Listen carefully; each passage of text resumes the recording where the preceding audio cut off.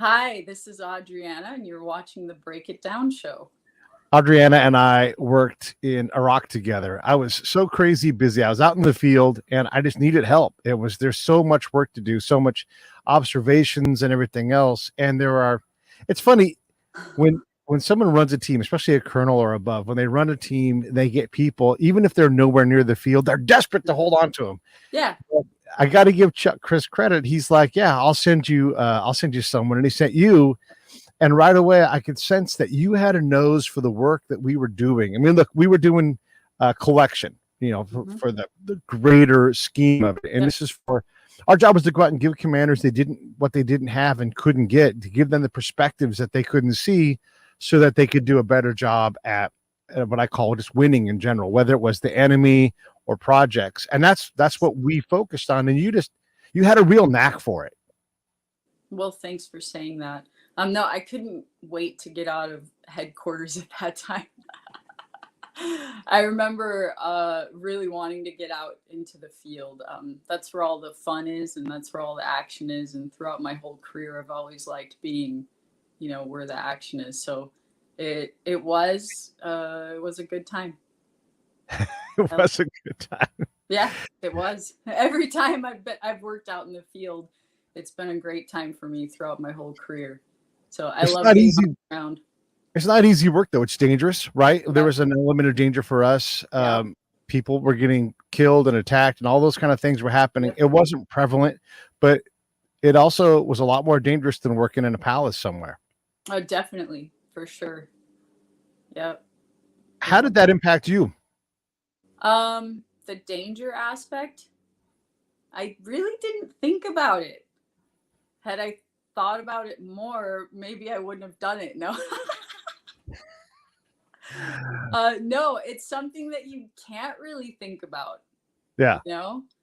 You're there, you've got a job to do. And I mean, it was happening at the palace too, though. I mean, there were bombings there too. It wasn't as prevalent, obviously, as like being out with a battalion or whatever. But yeah, it was a scary time. But we were also there, or I was there anyways. I don't recall if you had been there before you and I worked together. I think you'd been in Iraq many years before that, right? Right. Yeah. So you saw probably the worst of it. Like by the time I got there, we were in transition operations, and so things were a lot more calmed down.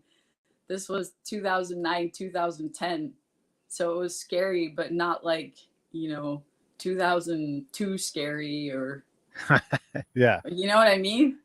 Yeah. I will say this though, so not the unit that when we worked with the polar bears 431, we were out in the hinterlands, and it was a dangerous area. But yeah, less so for us, more for the actual citizens of the area. With that said, still danger there. I mean, one of the Shakespeare we're working with got blown up. If you remember, right before a meeting, you're like, boom, you hear this boom go off. And we're like, well, what was that? And we find out, hey, meeting canceled. Shake case is dead. I do remember that. Yeah. Well, and here's another thing that happened that day. So that guy dies, and at the company level, the nerdy lieutenant was like, this is going to cause a war. And I think you and I are both like, probably not, because we knew about Shake Case and that nobody really liked this guy. Yeah. And our ability to calm them down and speak directly to the commander above was like, that was invaluable for them. They easily could have got spun up on that if that lieutenant had his day. Yeah, that's probably true. I don't recall what lieutenant you're referring to. Was that a company? Yeah. He was the hoist. Yeah, I did wonder so many times though, like how we were able to be effective at all wearing all of that like full battle rattle, running around town. That was kind of strange. And then like sure, the key was when we first started working together, we did not have access to the commander like we did, toward the middle or the end of when we were working together. You really have to prove yourself, because they don't have time to listen to social scientists or whatever fancy term you want to attach to yourself. They're like, I have real work to do. So unless you're going to show me some real value, I don't have time to listen. So I was proud that we were able to get to the point where we could essentially, knock on the door of the commander and say like, hey, here's what we think. So before you came out and I was working, I was going out all the time with the companies, the different platoons, patrolling all the time. And before that unit, before the 10th Mountain got there, it was the 82nd. And I was in the same region working. And as an intel collector, normally you never get to encounter a high-level commander, battalion or brigade commander, because you're just too busy working all the time. Yeah, that's true. 82nd Brigade Commander comes out to one of the companies just doing his standard thing. And he's like, Pete, come sit next to me during this meeting. And I'm like, okay. I mean, we've talked, but you know my name. I mean, this guy's got thousands of people underneath him. And he's like, yeah, of course, come sit next to me. I need to know what you think about these things. And I realized at that point that my reports were going somewhere and someone was reading them. Yeah. And that made me go, okay, these guys, I can communicate to this level, because you don't always know that, how relevant you are. Fast forward to the new unit, and the same kind of thing happened. I was out in the hinterlands working, and I'm like, I need help. And then you and I would go on these small patrols, and all of a sudden we got elevated up to the battalion level with the colonel, and Colonel Greene, for anybody who wants to know. And he would say, hey, come sit down with me at dinner. And we would come sit next to me at the nightly meetings. And so all of a sudden we had these things like, what do you guys think? Like, we don't think this is important for you to deal with. If you remember the fish farms, like our advice was fish farms. Right. Let's not worry about those. Those things seem to be under control. Let's find other things to worry about. Yeah, because they'd send down these, last minute concerns from the division or whatever, right? And it'd be like, everybody look into this. We're all freaking out, or whatever the case was. And the one that stands out to me is the Sons of Iraq. Yes, I was going to ask. Yes. Yeah. I remember looking into the Sons of Iraq program, because people were, they were impressed with that program, I think. And it was perceived to be a real success. Right? Right? Continue. Yeah. And then, people started asking questions like, well, so what happens after the U.S. money dries up? And we stop paying these wages ourselves. Like, do these people have jobs that are sustainable? And the answer was absolutely not. Like, I remember walking around and running into a guy who was working at a daycare center. And he was Sons of Iraq program participant. And he was like totally out of place. Like, is that a job that's going to last beyond the U.S. paycheck and presence? No, like, it's not. No. He's not going to be working at the daycare center, after we leave. I don't know. There were more examples like that, but yeah, Sons of Iraq was a big one. I think in general, as we did our work, we were trying to figure out like what happens if these guys do go away. Yeah. And we came to the conclusion that they weren't doing anything anyhow, and everybody knew, right?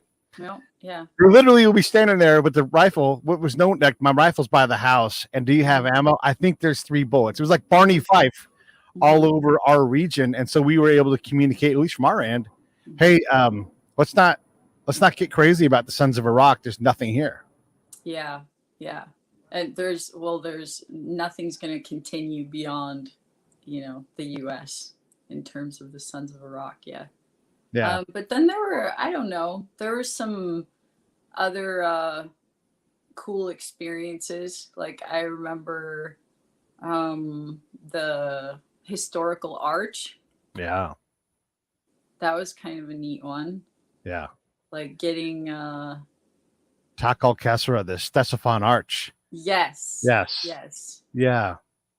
And it was interesting. And we also tried, if you recall, we were trying to find communication nodes, and we were kind of led to believe that the people that handed out the government rations for flour and Yes. oil, that they might somehow do it. But I don't feel like we ever cracked that.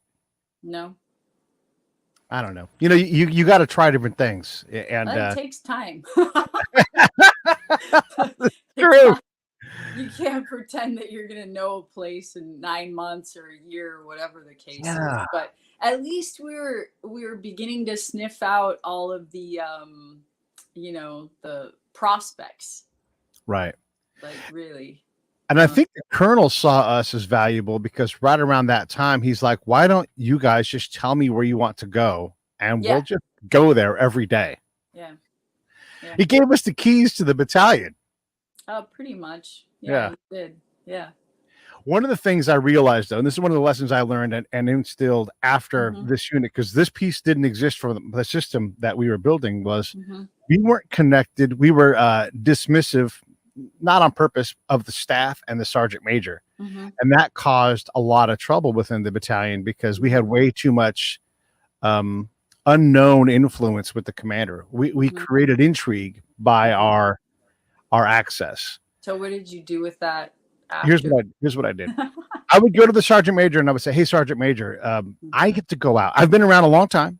I've seen all the units. And so I see things that are dangerous sometimes for units. You know, and I know like most units are getting hurt with people dying from accidents and lackadaisicalness.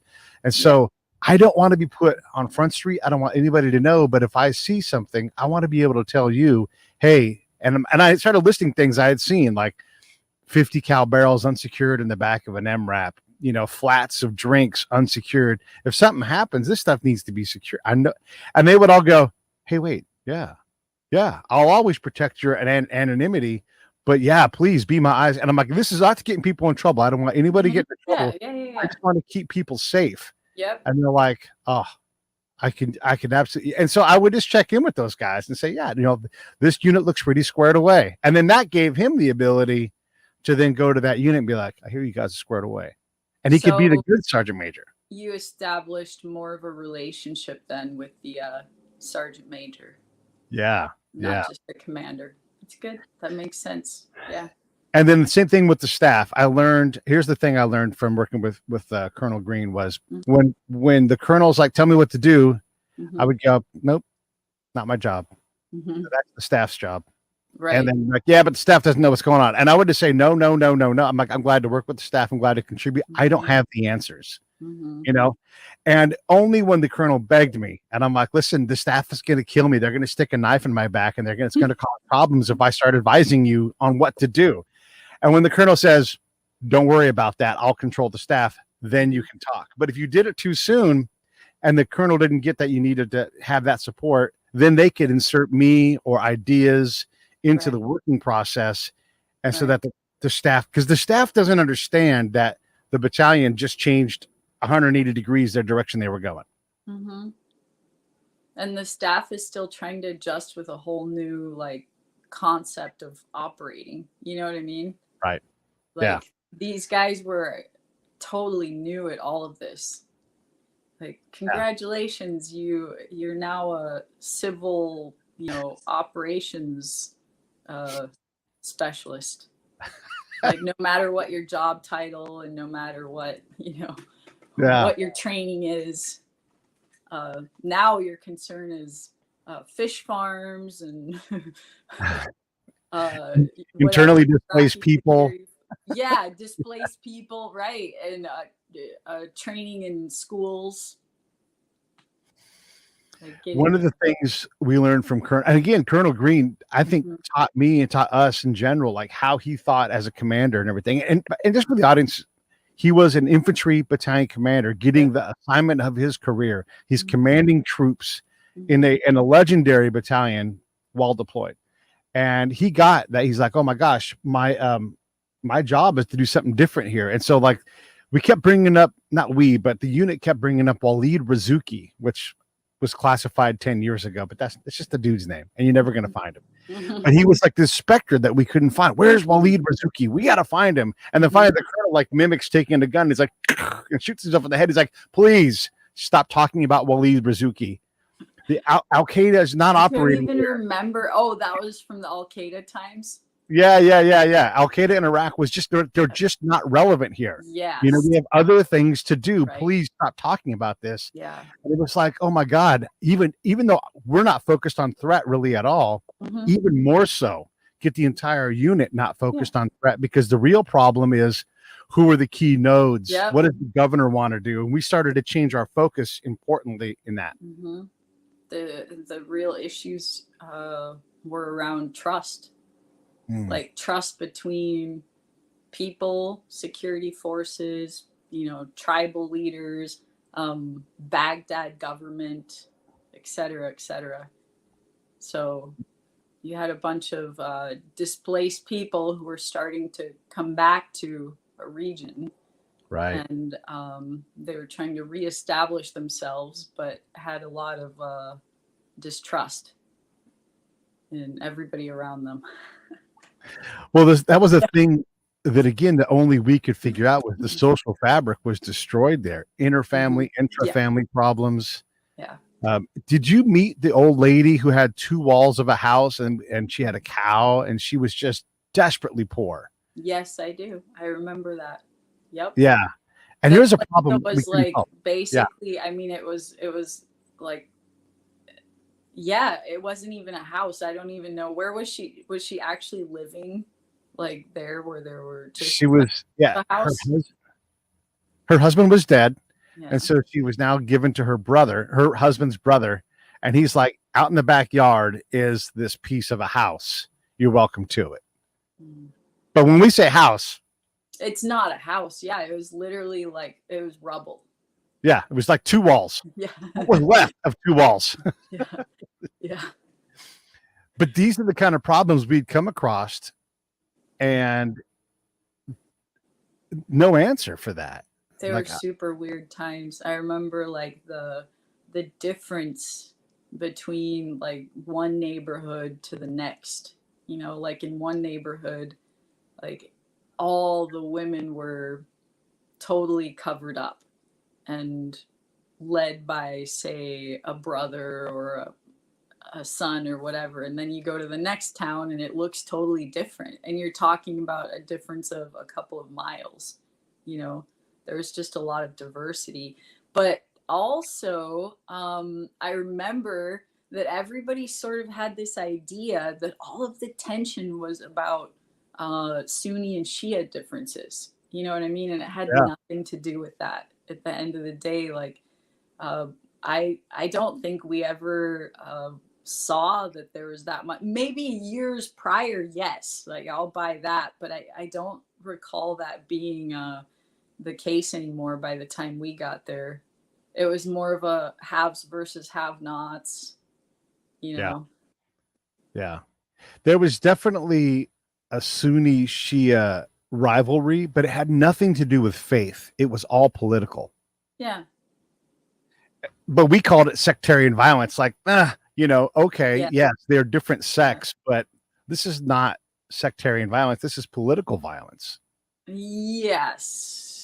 But at that point, I don't know, like, at that point, I think it was more just like they're giving all of the Sunnis these benefits and they're not giving the Shias any of those benefits. And kind of, you know, the people are noticing I don't know, the differences, because there are so many programs out there and like, assistance, government assistance, mostly U.S. assistance, but there's a lot of Iraqi and international NGO assistance too. Another area where threat mattered was that, and I forget the guy's name, so I'm just going to call him Abu Bad Guy. Okay. But there was this guy that was we were obsessed with, right? And just obsessed, and not us, but like the army and above. And he was the main bad guy. He was kind of like, and basically what happened was the general there, I think his name was General Muhammad. He said, and this is, we had built trust with him. If you recall, he said, "Where are my cultural advisors?" Like, and we weren't even in the room, and we're like, well, we were talking to people. They're like, "Get my cultural." We were going to advise this guy, and one of the things this guy said to us was, you know, Abu Bad Guy, don't worry about him. I got him. He's on house arrest. He's never leaving the house. you know, and he had complete control over that. And so that, again, that taught me like, oh, this is not even important. You know, he's completely competent in this area and he's not worried about it. And he would say things to us like there was during the election, the run up to it, someone had a bomb go off by their bedroom. Do you remember? I don't know if you remember this or not. No. And we're like, what does this mean? And he's like, it's politics. Like, oh, he's like, if they wanted him dead, he'd be dead. Yeah. And we're like, okay. You know, but that goes to this whole Sunni Shia thing. Like they just didn't want that guy to run. And that guy got the message and he's like, hey, you know my candidacy? Yeah. Never mind. And they didn't kill him. I'm not worried about it anymore. Yeah, I think that you know, especially in the stability operations and transition phase that we were in, like the important thing for us was really to ignore the bad guys. You know what I mean? Yeah. Like you let the Iraqi security forces deal with the bad guys. That wasn't your problem anymore. It was a whole different sphere of operating, and your concern was now really the people. And that's why I feel like we came at a really good time and came together at a really good time, because that's where we were most effective anyways. Like we're not in a place to go after bad guys, you know. And really, I mean, a lot of military units aren't either when they're in that phase of operations. Like you don't have the same access anymore. It's just different. So the problem that you have to solve, and it's not a problem, I guess they're more just the questions that you need to answer are all surrounding the populations. Like, because you want to have an effect on a region through your security forces and like as the US government, we're just there to facilitate. Yeah. Right? Like we don't care. We don't want to be the face of anything anymore. We don't need glory anymore. Like the whole idea is we want to facilitate you being successful and you being all of the Iraqi, you know, NGOs, all the security forces, police, military, government, civil government, all of it. So I thought that was one of the coolest things about what we were doing, is that you don't have to be in the limelight. You're just trying to figure out like how to be effective. Right? Yeah. Oh, absolutely.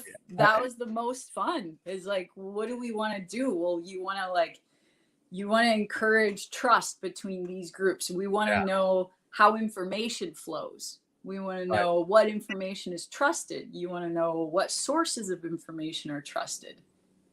And because once you know all of those things, you know how to be more effective. Yeah. Yeah. Right?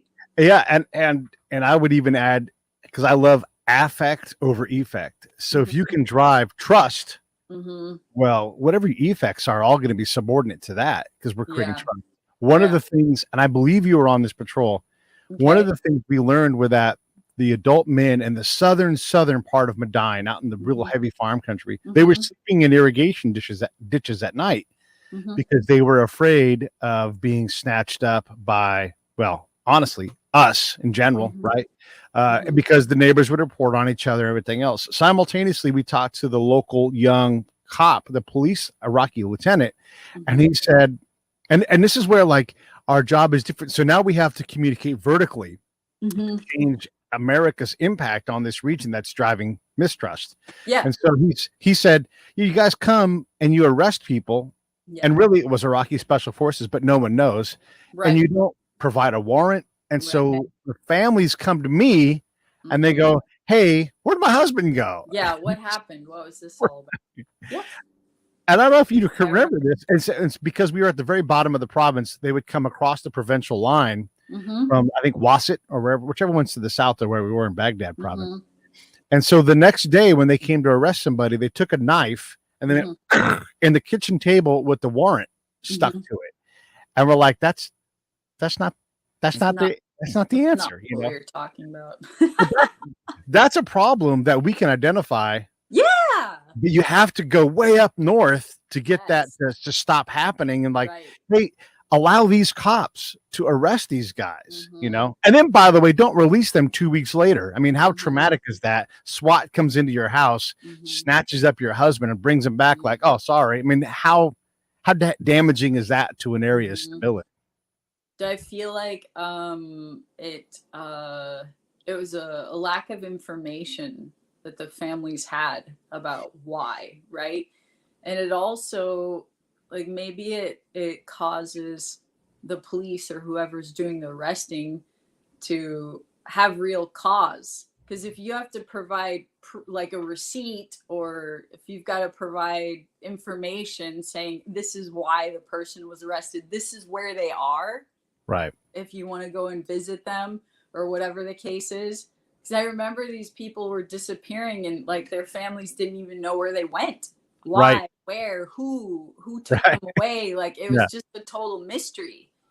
And, so maybe it causes, like, on both sides, you provide information to the family and the police, like, they're held accountable a little bit more because you've got to provide, your warrant information, like, in writing.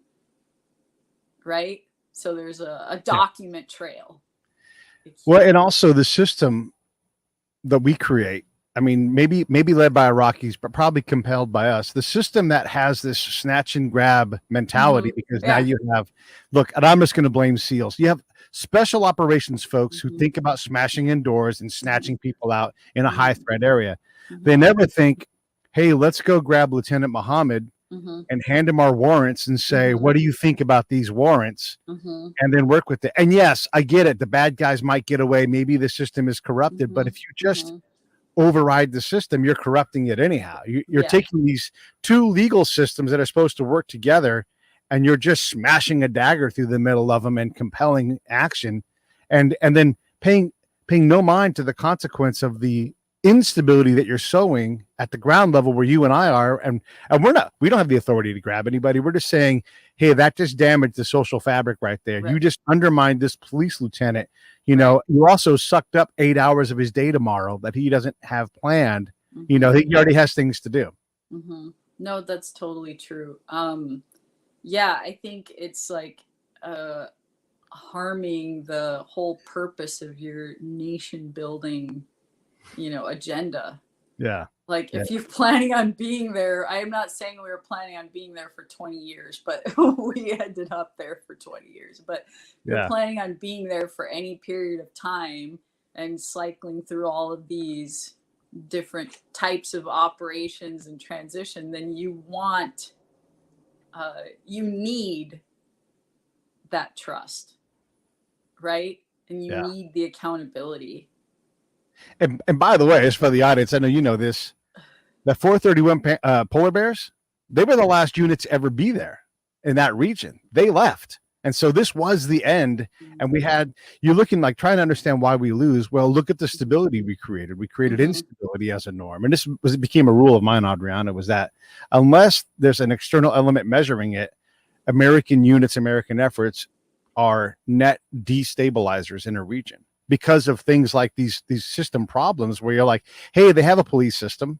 They don't really trust it yet. Let's work on that. Stop snatching people and then releasing them 2 weeks later. And let's see what we can build from there.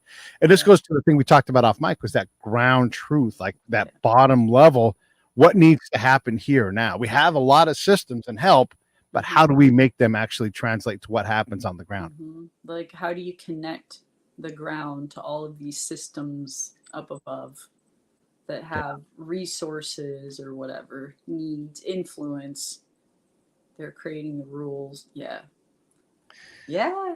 was a crazy time. I want to talk about the arch real quick, because we got to talking to Colonel Greene, and he was down with what we were trying to do, and he got excited about it, and we sat down for several hours and kind of laid out like what we might do for the arch, and had a pretty good idea. So we got in the trucks and we went to go see the Kaimakam, who's like the mayor of the province, the district, which is like a sub element of a county. And we start talking to him, and he's like, "Oh, I'm glad you asked about the arch. I actually have a full-fledged business plan with a rendering." And then he brings out this rendering of what the park was going to look like. No one had taught us this, so it's not a bad thing, but we were so dumbfounded the huge mistake we had made in underestimating his ability to see a future for his own government. Yeah. And we just immediately, all three of us shut up and said, "What do you want to do?" Yeah. Yeah. Tell us more. Right. Right. That is exceedingly rare, though, to have that happen at a command level. Yeah, I think that's true. Yeah. Because you have this tendency to go in and think like, well, I'm the one providing the solutions and the answers, and I have the deep pockets, and you know what I mean? Yeah. Like, yeah. As a just military unit, not at the battalion level, but right. a little higher. Yeah. So we offer to help coordinate a meeting.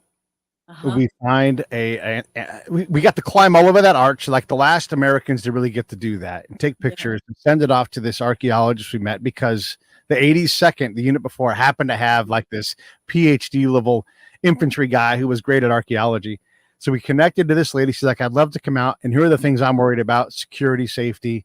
We got the curator of the region to talk to us and say, "I need university help." And so we started plugging all these pieces together.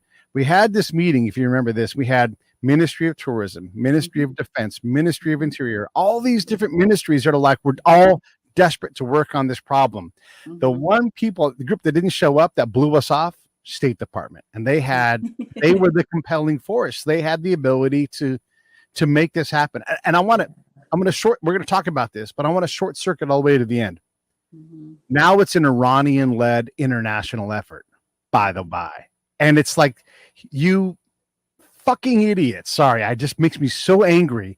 You have a State Department, they have people that work on antiquities. You have this environment that everybody, the government at the highest level to the lowest level, the people in the region, all reporting this is a nationwide stability machine, and they fucked it. They didn't bother even showing up to a meeting or putting 10 minutes into it. So I get mad about that. And now Iran has the lead on it. Who knows if Iran is doing good or bad? But you think about that. It's infuriating. Well, so the State Department functions in a totally different sphere. You know, they do. And they're sort of, especially in places like Iraq or Afghanistan, they're kind of insulated from the reality of what's going on. And I've worked with the State Department like in Peru, and it's a totally different experience. You know, there they lead, there they know the most about what's going on the ground. But in places like Iraq and Afghanistan, obviously it's the military forces, you know, for obvious reasons. But yeah, I do remember our frustrations with the State Department. I remember we wrote some reports that somebody sat down to talk to me, like a State Department representative, and I can't remember like who it was, probably from the political office or something like that. But he basically refused to publish our reports because they weren't in line with, you know, like what their findings were, which is fine. But it goes to show you that they're in a different sphere. You know, they're not trying to have an effect like we are. They're not too worried about the ground effect or the ground truth. They're operating way up here, you know. Right. Which makes them in a lot of places irrelevant. I mean, maybe they're great in Peru. I'm not going to say anything bad about them. Yeah, no. It makes them irrelevant in places like Iraq and Afghanistan. You know, that's all there is to it. And in lots, but that's okay. Yeah. Their purpose in other places, and they're really great at what they do in other places, you know. It's just when it's hard. Yeah. Yeah. Like their purpose is to further US business interests abroad. That's all there is to it. Yeah. Well, they sucked that day. Yeah.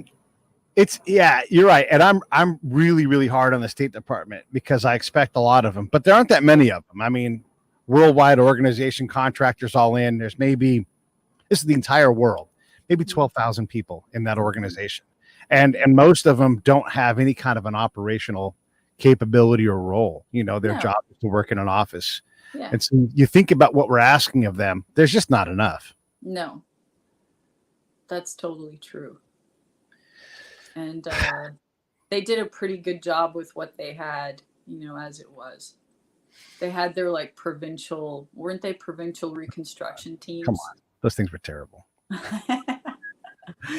Let's get okay. So well, there's a lot of knowledge and expertise in the teams. You know, I remember collaborating with them and yeah, and well, anyways, yeah. I got to see more of what they were. Okay. And it wasn't good. I will refresh memory on You wouldn't really think. well, yeah, no, I have not zero respect for State Department people abroad, but it's a number greater than zero, but it's a number less than 10. You know, I mean, it's they're so irrelevant, and it wouldn't be bad if they were irrelevant, but they're ignorant and they're arrogant. And when I see State Department people or their direct representatives rolling their eyes at a district governor, I'm thinking, okay, this is, and here's why I'm so angry about it. It kills people. It kills Americans. It kills Afghans or Iraqis or whatever it is. And because they, and let's just get into more evidence of this. If you recall, the Greene Mada'in was this shining example of victory. The Greene Mada'in, for the audience, like the State Department loves co-ops, them and the Department of Ag and everything else. We went around, we're like, this co-op is BS. It's not real. People aren't coming here to borrow the tractor. You know, all these programs they thought were great. So it gets briefed as this success, and people would come from Americans, I should say, from all around to come look at this model of success because, and here's what happened. We'd give the Greene Mada'in a bunch of money, but no farmers would go there for resources. You had a Canadian Iraqi guy who wore fantastic suits and beautiful Iraqi girls and wonderful food. We ate great when we were there. That's what they did well. Yeah, I know. 1 or 2 people got rich. That, you know, that's what happens with most of the programs. Nobody wants to hear it, but it's the truth. Like anytime, I'm a strong believer in this. When we're spending money overseas, I can't speak on all situations, but definitely like in Iraq and Afghanistan, when we're spending money on projects and programs and initiatives, I sincerely think that we're doing more harm than good.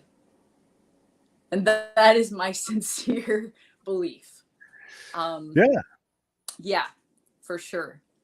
And this is why I get angry with the State Department, because they were convinced that the Greene Mada'in was good. And I remember like during like the chats and stuff, we would say, actually, there's no farmers coming here. Or, okay, I saw a farmer came the other day. They all knew, I can't remember his name.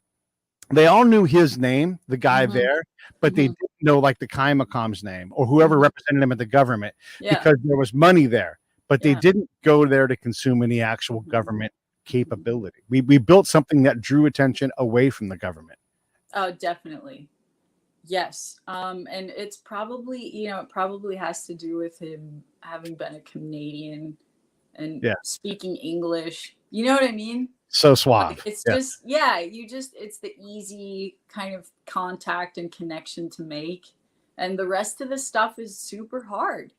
Like, man, trying to make all of those connections, especially because it's not very obvious, like where to make the connections or how to make the connections.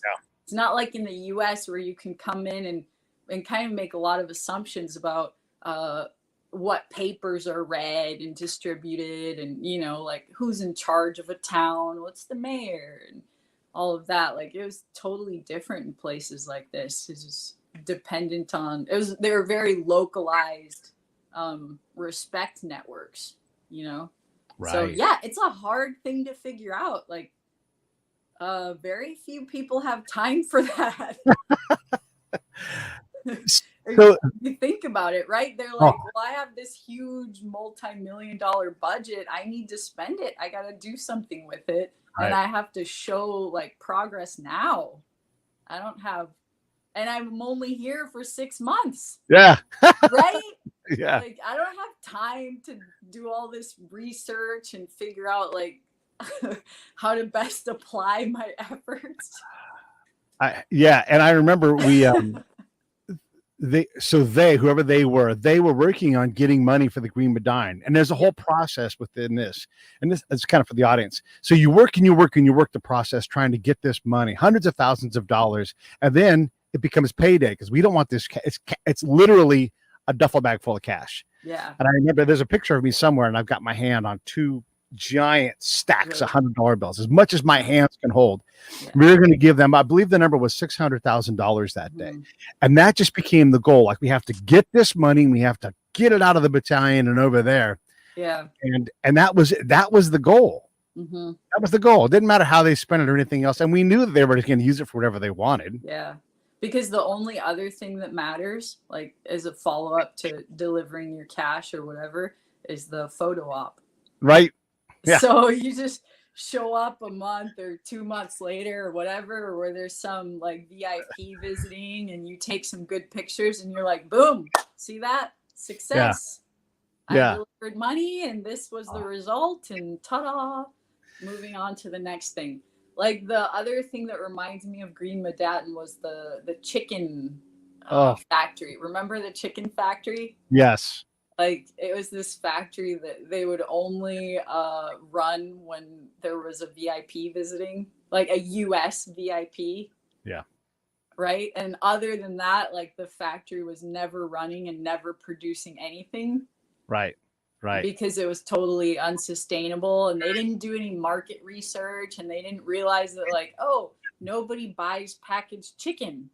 Do you remember? No, it was like that simple. It was that simple. Like we started asking questions and they're like, no. People don't buy packaged chicken. That's not a thing here. Like, right? Absolutely. Absolutely. And you were asking me like, what did I do after? So the Greene Mada'in taught me so many lessons and many of them took years to sort out. One of them, so one of the things the Greene Mada'in did, but they had these beautiful Iraqi girls each, and I swear to God, they must have color coordinated. They had these wonderful tight pants on. They were curvy and it was really sad. It was such a sad situation. Right. And they would all wear different hijabs. But I learned that you had to go back to the Greene Mada'in 2 days later and see who was there, you know? And so I would do that afterwards. Like we would go and do this operation and it was all performative, right? And that was the thing I learned. Like this is all a performance until I can go back and see, oh, wow, there's a line of farmers out the door because they have this money and putting it to work. Yeah. But that was never the case. It was always performative. Those girls didn't even live in Mada'in, by the way. Like they lived in Baghdad. They were basically just, it's unfair to say whoring because I don't think they were doing that, but they were using these beautiful women as a means of creating an illusion of prosperity and success out there. I think it was that guy in charge. Yeah. Yeah. No, I'm serious. I think he was, choosing his own little team of. Oh, for sure. Yeah. It didn't have any, because the locals weren't going in there. So it wasn't for them. That's for sure. Right. Yeah. And they probably wouldn't because the locals weren't shiny suit, beautiful color. No, of course not. This guy, I remember he had like houses all over the world. He was like filthy rich. And he was, in this like humble rural environment in Iraq. It was kind of ridiculous. And to say like that the purpose of his existence was to help farmers out and create this co-op, it was a total joke. It's like, no, it's not. He's a millionaire Yeah. who's Yeah. totally out of place. You did And stabilize his house in Vancouver. That's the yeah, area. right. Yeah, totally. Yeah. Yeah. So It's going back, right? wild. So going back the next day or 2 days or a week later and see what Mhm. happens there. Same thing with the chicken farm. I don't know if you remember how ratty those chickens were. Like, did they just take the worst sick chickens and just bring them here? And like, we're going to take all the sick chickens and throw them into this house and let them die here instead of with our good chick. You know, like it was just the most all these places were so unhealthy and so bad. The other thing I learned about things like the Greene Mada'in is that the machine is desperate for those photo ops and the reports. I guarantee you there are way more legacy reports about the Greene Mada'in that are positive. Yeah. And someone somewhere's got it in like their training manual. This is how you do a co-op, even though it was absolutely never a success. Yeah, of course it has everything to do with the photo ops for sure. I mean, that is the State Department, you know, because like if you think about what they're there for, it's like presidential visits, VP visits, you know, like it's famous people doing their tours through all of these locations where we have a presence overseas. You've got to show them something. You can't welcome them with questions. You know, like welcome, Congressman, blah blah blah. We still have a lot of questions unanswered. Yeah. In this region, and we're working on it. So when again, from that time, I learned and applied new things. So I went down south, down by Basra and Bikar province. Down there I was working, and I was in Basra at like a division meeting, super high level, where like the guy running the meeting was a general, and he worked for a multi-star general. And so I got invited to the meeting because I'd seen a lot of things, everything. Like, come on in and tell us what you think. So I came in, and they're talking about the Freedom Tower, and this division's getting ready to leave, and someone else is going to come in, and they want to establish their legacy. And meanwhile, the ambassador was going to come. And like, the ambassador's coming. We have to make sure everything's all good. And the poll ad is going. The political advisor is going crazy. Oh, we have to make sure everything's perfect for the ambassador. And then they would talk about the local governor, and they would just talk so dismissively about it. We'll tell them what to do. We're going to direct them towards this thing. And, yeah, blah blah blah blah. Right, and then they're like, and he apparently had brought up a question, and my ear picked up when I heard this because we had heard this before. He's worried about electricity in this electricity plant and it not coming online soon. So we had these different things. We had the electricity problem. We had this Freedom Tower that was an American legacy. We've got to show these guys that we did something. And we had the ambassador visit coupled with the disrespectful way they talked about the governor. Yeah. And so they open up this meeting, and everybody in here is like super high level. Like there's colonel sitting back by me, like lieutenant. Right. This is like this is how deep the rank is here. I raised my hand, and I learned this, you know, from the polar bears. I raised my hand, and they calling me, and I'm like, is this the kind of meeting that we're supposed to be honest, or we just, you know, and they're like, yeah, of course we want your oh, come on now. You know that. You have to. And then they're like, how of course, yeah. That? Because I was about to kill people in this meeting, you know? And so I'm like, okay, you're worried about this Freedom Tower. Has anyone asked the governor if he wants that? Has he ever expressed interest in it? And they're like, because they were trying to decide yes, no on the advice to the boss. Yeah. You know, like, and I'm like, and then by the way, you talk about the ambassador coming, but you seem to talk down to the governor. So I'm worried about the relationship there. If you're trying to make a good decision for the boss, it seems like Pete. I know, this isn't the place for that. This is for the meeting before. But it was a working group. It was a working group. It literally is the place for that. So right? They're getting ready to do a decision brief. Yeah. And then I'm like, and here's what I know from talking to a lot of governors: electricity is like the most important thing for them and the people that live in the region. So if you're going to put your effort anywhere, I'd put things there. And I'm glad to help you with that stuff. And so here's what happened: like people were like just shocked. And then I went to lunch, and then I had all these colonels come around me like, "Thank you for doing that," you know. Really? But no one could be honest. No one knew the ground truth. Remember when General Wolf told us? He's like, I need to know what's going on the ground. I don't need to know what you think. I need to know what I can't know. Anyhow, You want to know something? You bring Yeah. up a really good point, actually, because that was another thing that I really appreciated about being in human terrain systems was that, like, we really could speak the truth without worrying as much about repercussions because we didn't wear a uniform and didn't wear rank. Yeah. And so, where you're right, like the colonels sitting around you can't say anything. They really can't. Right. Like, because everybody's got to fall in line. I mean, Right. I don't want to make it sound like they're all just Well, that's not a hill anybody like, needs to die on. No.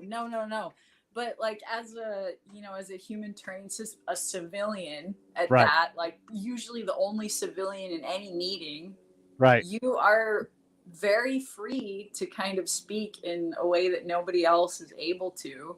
Right. And be heard. And I'm positive nothing changed from this meeting because I didn't live there. I didn't work there. But if I had, I could have done a lot of good with that whole bad, but this, like, do whatever you want with the ambassador, but let's work on improve your relationship with the governor. Let's figure out electricity. And then let's probably take a pass on the Freedom Tower because it doesn't sound like that needs to happen. You were just asking questions. Like, I mean, that's the thing. Like, to ask questions, you don't have to be knowledgeable about everything that's going on in the region. You just have to be the outside perspective. Saying, like, oh, here's something to consider. So yeah, good. And you know who I learned that killing people in the conference room from? Do you know? Who? You. What? You were the gunslinger. You're like, no. You would smash people. I don't remember that. Yeah, absolutely. You were the gunslinger. You start shooting down ideas because they would get all misty-eyed and get their thoughts way up here in the ether. And you're like, stop, don't do that. And so, but I did soften it because I learned you had to ask, like, are we supposed to be candid in this meeting or are we just working on a decision that's already done? No. But as if anybody's ever going to tell you, like, no, this isn't the. I know. The question was loaded, but they don't know that, and they're like, yes, "Of course, visitor from another planet. What would you like to say?" Right. Yeah. We're all honest here. Right. Exactly. Yeah, like human terrain systems was the last job and the only job, and it wasn't just a job to me. It was the last endeavor that I felt passionate about, and I don't think I'll ever feel that passionate about another career related endeavor. I really don't. Well, here's the sad thing is that no one cared in our organization. They couldn't be bothered to care. No one's like, hey, Pete and Adriana are really doing incredible things. I mean, it got to a certain level, right? But we were outperforming look, I'll just say it. There was no better combination of people and nobody who was more relevant. Nobody in the entire program was more relevant than we were to our commands. And I sustained that relevance every unit I went to after that. And instead of being recognized, and who cares about awards and everything, but instead of being recognized for that, the people that got rewarded were working on like stupid, like Microsoft programs and stuff. Like, oh, they're invaluable. SharePoint really is the best. Like, are you kidding me? Are you kidding? I was working south of Solder City with I think it was the 431, the unit that your last unit when we kind of worked together as you were transitioning out. And I was getting a lot of information about Solder City. Remember that guy Spider, the super crazy guy? Yep. I had Spider and he was like, I'm going to go into Solder City and go drinking on the park bench and I'll tell you what I find out. And I'm like, okay, great. And so by myself, I was out producing the whole rest of this is an enormous team spread all over the place. But by myself, I was out producing the rest of the team because they just didn't have access to stuff. And I happened to go back to the main area on Baghdad on Freedom. And I went up to the office and there was this guy, Kevin, who's a PhD. And he's like, I'm working on Solder City. I'm going to find the right report. And I'm like, oh, good. I have access to Solder City. What kind of questions can I answer for you? No, thanks. I'm getting all my information from books. And I'm like, you're a fucking fool, He really said that? No. Listen. Oh, okay. But I thought that. He might as well have said that. I thought that. And then there was a young kid who liked to wear tactical stuff and was working at the palace. Yeah. And I'm like, if you want to go, he's like, I'm desperate to go in the field. I got to go in the field. And I'm like, okay, great. Well, come on, let's go. Let me ask. And I went to Jeff Russell. Jeff's like, if you want them, take them. Yeah. You take them out today. And I'm like, listen, I think his name was Brad or Bryce or something like that. Grab your shit. We're going to leave at 3. Oh, I'm like, done. Over. You don't know how cool it would have been, you know? You never did that. You never hemmed and hawed. It's like, hey, come on. And you're like, I'm never leaving. And I'm like, I'm going to tell everybody that you're not leaving. And you were able to stay. It wasn't easy. We had to eat bad food. It was freezing cold. It wasn't comfortable. But you know where we slept? We slept in containers. Right. With no facilities. It was just a container with a little heating element in it, right? Heating and a little bit of 2x4s and plywood. You know? Yeah. I remember like the shower room, which was like easily a half-mile away from where we slept. Yeah. The shower units were like literally falling apart. Like you'd walk on the floor and it was just mush. Yeah. You know, because the floors were rotting in this shower unit. So you could smell nothing but mold and anyways, no, it was, but that didn't matter. What the fun part was the writing, the reports, the talking, the asking questions, the getting out there. Yeah. If you would have listened into our conversations in our office when we were writing, it would have sounded like we were insane people because we would have to hash out what it all meant, at least what we thought it would mean. Yeah. And you would be like, yes. And you'd be like, no, yes. Because it was a bit, I don't want to say it was an argument, but it was an argument to sort like, what were we going to write? You know, because you had to be. We did argue a lot. Yeah. But in a way that was like. A good way. We were trying to sort out how to communicate something very complex to an unlimited audience vertically. Like this could ultimately end up on the president's desk. You're not writing it for the president, but you are writing it for someone at division who's going to take one sentence out and put it into a different report. Yeah. And that's not easy. Yeah. You had to really boil it down to what was the most important. I got to see if I can get rid of this sun because now all of a sudden I have like a ray. Do it. Should I try to get rid of it? Give it a sec here, and I'll fill some time while you're trying to. I don't know where the sun's coming from. Let's see. It's the sky. Well, that was a little better, but I still.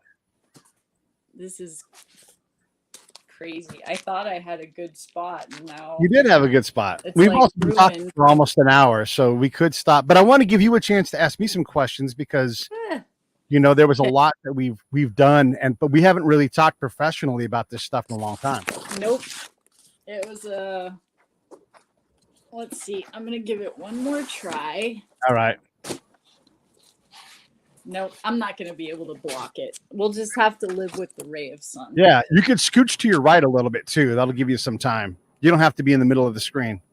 Yeah, there you go. A little less sun. You're fine. Okay, we'll just go with it. We're going to go with it. Okay. Is there anything you want to say or ask me about? Man, it's really bugging me. Now it's like it gets higher and higher. It's about to cut me off at the head. Yeah. Okay. So let's see. Anything I want to ask about. So I'm curious to know like what it's been like for you since leaving human terrain systems. Like, because you were doing it for many years and you've never done anything similar to that.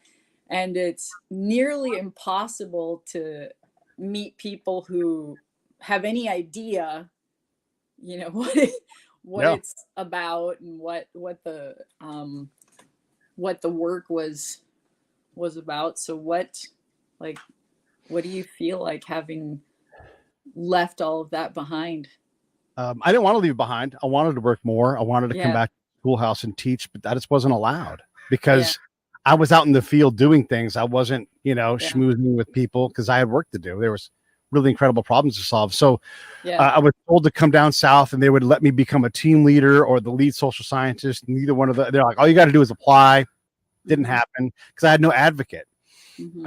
I'm like, hey, I wouldn't mind teaching. I'll move to Kansas because I can teach these guys what to do. Matter of fact, I redeployed.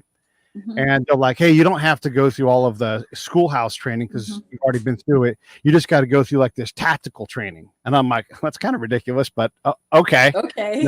Sure. And it was fine. It was fun. I knew so much more than anybody else there because I had done the job, done it well. And so they came to me, my peers came to me, and I would teach them and advise them. And the colonel that ran the class and ultimately ran HTS later on, he's like, will you help us write a field problem? Because we were going to do a standard military field problem. And I'm like, yeah, I'll write an HTS field problem. Yeah, like I could write 500. Right. Yeah, yeah. And it's so easy, right? And basically we had like, I don't know, 2 days of exercise, and there wasn't going to be a solution because there isn't an HTS. And you were going to go out and you were going to talk to someone. And the things I wanted them to get out of this was write your report fast, get it to me fast, because everybody else is writing a report about that trip, that combat patrol that day. And if you write something 3 days later, I don't even care, And so I try to teach them that. And I try to teach them, you don't know what's going on. You have to get back out in the field day after day. And that lesson, they struggled with it. Not everybody, but a lot of them struggled with it. They're like, no, you don't understand. The well is being poisoned. And I'm like, no, it's not. I'm the guy that wrote the scenario. I didn't write a poison well into it. It's just a well. You're making something out of something that without asking the question. And they weren't very good at asking questions. Yeah. So, yeah, it was frustrating because I really could have helped. And I was really good at this. And I got good to like I could guide a brigade. Me and my buddy Rich, the sergeant major for the brigade, came up to us and said, you guys changed the entire direction of what we were going to do. By the way, the guy that ran that brigade was Rich Greene's boss at the battalion level when Colonel Greene was Major Greene and was running off. I remember him. Yeah. And so Chuck Webster was the guy that ran it. And he pointed at me and Rich and said, we're going to talk about a lot of stuff today. Those guys over there in the corner, you're going to listen to what they have to say. And like when you get that kind of backing, because then everybody's eyes turn and they look towards Rich and I, like, what on earth are these guys going to say? And basically, good. It was. And basically, of course it was. Colonel Webster said is we're not going to do a bunch of stuff. We're not going to pile a bunch of shit. That's what he said in the meeting. Shit in the center of the room and just call it a win. Yeah. We're going to do very few things, but we're going to do them well, and we're going to listen to what these guys have to say. Yeah. I wasn't allowed to continue to do that. And it kills me because there's so much value in doing it right. Yeah. For me, it brings back a lot of conflicting emotions thinking back on that time. Yeah.